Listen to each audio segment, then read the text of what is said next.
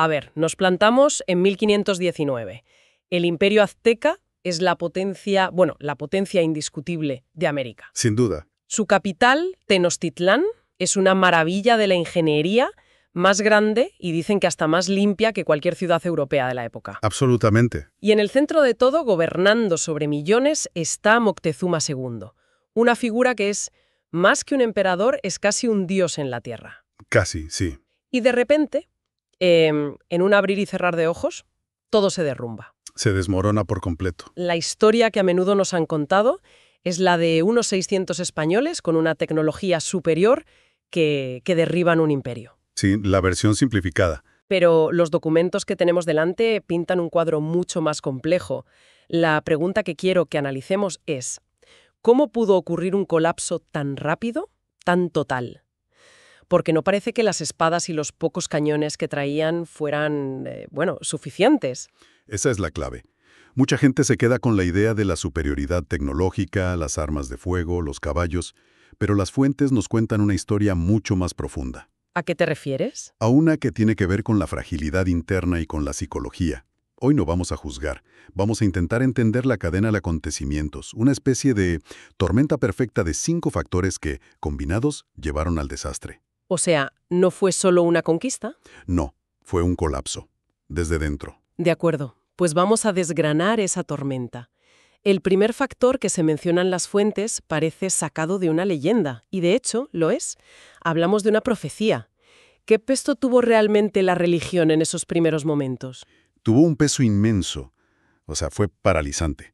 En la cosmogonía azteca existía la leyenda del regreso de Quetzalcóatl, la serpiente emplumada. Un dios principal, ¿no? Un dios creador, sí, que según el mito había partido hacia el este, prometiendo volver en un año muy concreto del calendario, el Uno Caña. Y su descripción era muy particular, piel pálida y barba. Y por una coincidencia cósmica, Hernán Cortés desembarca en 1519, que es, precisamente, el año Uno Caña. Exacto. Llega del este, es blanco y tiene barba. No me puedo ni imaginar el dilema que esto debió suponer para Moctezuma. Es que no es solo un dilema, es una parálisis teológica.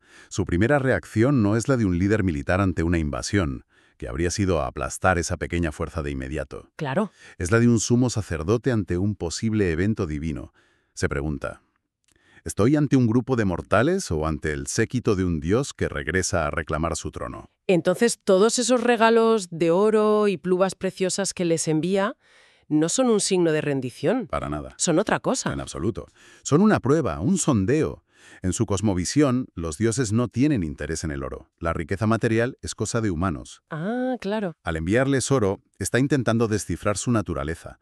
Si lo aceptan con avidez, pues quizá no sean tan divinos. Entiendo. Curso más valioso que tenían. Tiempo. Tiempo. Tiempo para observar, para entender el tablero de juego y, sobre todo, para encontrar aliados. Vale. Si Moctezuma está paralizado por la duda, me pregunto qué está haciendo Cortés. No se quedó de brazos cruzados, ¿verdad? Ni mucho menos. Cortés era un estratega brillante y un observador muy, muy agudo. Y se dio cuenta muy rápido de que el terreno que pisaba estaba lleno de grietas. Grietas. El imperio azteca, visto desde fuera, era un coloso. Pero por dentro estaba lleno de resentimiento. Y aquí es donde entra el segundo factor. Los enemigos internos. Desde fuera, Tenochtitlán parecía invencible, pero las fuentes sugieren que por dentro las cosas no eran tan estables, ¿no? No, para nada. El imperio se basaba en la conquista y la subyugación. Pueblos como los tlaxcaltecas no eran súbditos leales, eran vasallos resentidos. ¿Y por qué tanto resentimiento? Los aztecas les exigían tributos brutales, no solo productos, sino también personas para los sacrificios humanos. Uf. De hecho, las llamadas guerras floridas eran conflictos ritualizados cuyo principal objetivo era capturar prisioneros para el sacrificio. Imagina vivir bajo esa amenaza constante. Claro, el odio debía de ser profundo. Profundísimo. Así que cuando llega Cortés, no ven a un invasor, ven una oportunidad, una herramienta para liberarse del yugo de Moctezuma. Y Cortés lo aprovecha. Con una habilidad política increíble. Se presenta no como un conquistador, sino como un libertador. Y consigue la alianza más importante de todas, la de los tlaxcaltecas, enemigos mortales de los aztecas. Y Las cifras que se leen en los documentos sobre esta alianza son asombrosas. Se habla de que por cada español había decenas, si no cientos, de guerreros indígenas luchando a su lado. La proporción es aún más impactante en las batallas decisivas. Algunas estimaciones sugieren hasta 5.000 guerreros tlaxcaltecas y de otros pueblos por cada soldado español. 5.000 a uno. Es una locura. Esto cambia completamente la narrativa. No es una conquista de 600 españoles contra un imperio de millones. No. Es, en gran medida, una guerra civil mesoamericana. Una rebelión masiva de los pueblos oprimidos, con los españoles actuando como catalizadores. Como comandantes de esa rebelión, casi. Exacto. El segundo error fatal de Moctezuma fue ignorar el odio que su propio sistema imperial había generado. Era un polvorín y Cortés solo tuvo que encender la mecha. Con estos nuevos y masivos aliados, Cortés avanza hacia la capital. Y aquí es donde Moctezuma toma una decisión que, vista con perspectiva, parece un suicidio estratégico. Sí, totalmente. Nos lleva al tercer punto, la trampa dorada. En lugar de enfrentarlos en campo abierto, los deja entrar en Tenochtitlán. ¿Por qué? ¿Qué lógica hay detrás de eso? La lógica desde su perspectiva era la del control. Tenochtitlan era una fortaleza en medio de un lago, conectada por unas pocas calzadas que se podían destruir fácilmente. Vale. La idea de Moctezuma probablemente era, dejad que entren. Aquí dentro, en mi ciudad, rodeados por cientos de miles de mis guerreros, estarán bajo mi control. Quería tener al enemigo aún más cerca. Exacto. Podré observarlos, entenderlos y, si es necesario, aniquilarlos sin que puedan escapar. Pero la jugada le salió exactamente al revés. Totalmente. Porque Cortés no pensaba con una lógica mesoamericana, sino europea. En la política europea del Renacimiento había una máxima: captura al rey y el reino caerá. Y eso es lo que hizo. Exactamente. Una vez alojados en uno de los palacios de la ciudad, con una audacia increíble, los españoles toman a Moctezuma como rehén. Dentro de su propio palacio. En el corazón de su imperio.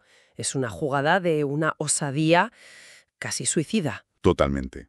Pero Cortés era un maestro del riesgo calculado. Entendía que el poder simbólico del emperador era a la vez la mayor fortaleza del imperio. Y, Su talón de Aquiles. justo, y una vez que tienes al símbolo, tienes el control del tablero. Claro. El sistema azteca era rígidamente jerárquico.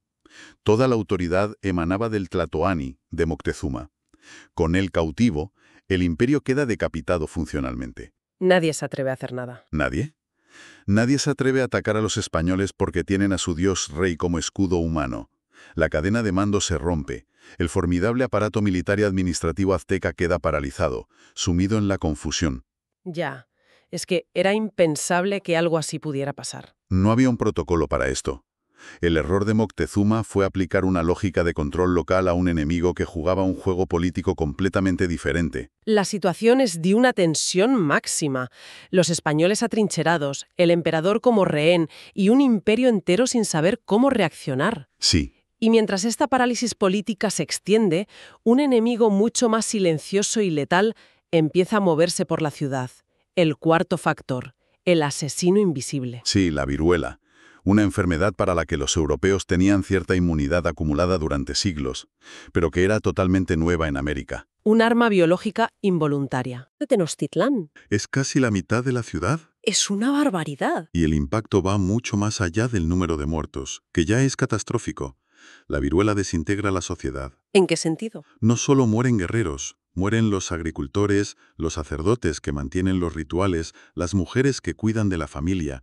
¿Quién entierra a los muertos? ¿Quién organiza la defensa? Separa todo. Genera una asimetría biológica brutal. Mientras miles de guerreros aztecas morían en sus lechos, debilitados sin poder luchar, los españoles, en su mayoría inmunes, permanecían intactos. Se convierte en un arma psicológica, además de biológica. Sin duda. Para los aztecas era una plaga incomprensible. ¿Por qué afectaba a los suyos y no a los extraños? La interpretación inevitable fue que era un castigo divino. Que sus dioses los habían abandonado. Y que el dios de los españoles era más poderoso. La moral se desplomó.